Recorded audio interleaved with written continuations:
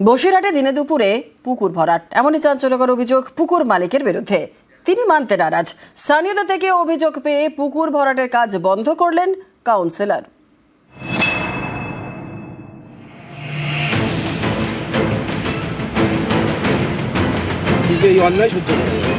পুকুরে ফেলা হয়েছে মাটি, এভাবেই চলছিল ভরাট।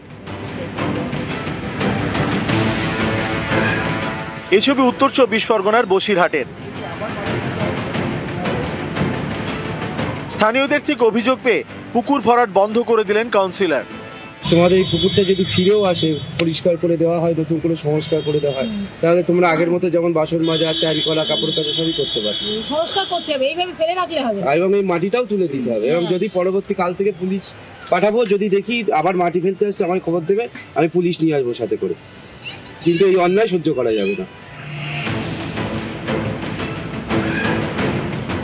বসিরহাট পুরসভার 11 নম্বর ওয়ার্ড গায়েনপাড়া, এখানে রয়েছে পুরনো একটি পুকুর।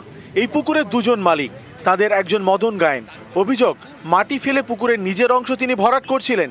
এরই বিরুদ্ধে সরব হন স্থানীয়রা। খবর দেন কাউন্সিলরকে, তিনি এলাকায় পৌঁছে পুকুর ভরাট বন্ধ করে দেন। জলাশয় যদি এভাবে মাটি ফুলিয়ে মাটি দিয়ে বুঝিয়ে দেওয়া হয় অনৈতিকভাবে এবং রাতের অন্ধকারে, তো এটা ইলিগাল কাজ। আমরা এর বিরোধিতা করছি এবং আমরা চাচ্ছি বসিরহাটের পৌর প্রশাসক যিনি আছে তার দৃষ্টি আকর্ষণ করছি এবং তার কাছে আবেদন করছি যে আমাদের পুকুরটাকে আবার আগের মতো ফিরিয়ে দেওয়া হোক। তিনি এই অংশের মালিক, তিনি এই ভরাট করতে শুরু করেছে।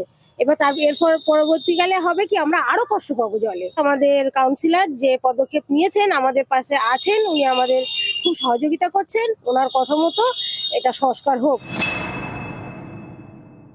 ওটা পুকুর না, পুকুরটা আমি নেইনি তো, পুকুরটা আলাদা অজয় কাউন্সিলর বা এলাকার মানুষ যেটা দাবি করছে সেটা কি ভুল? দাবি করছে জল পাসার জন্য, তারা ভুল বলছে।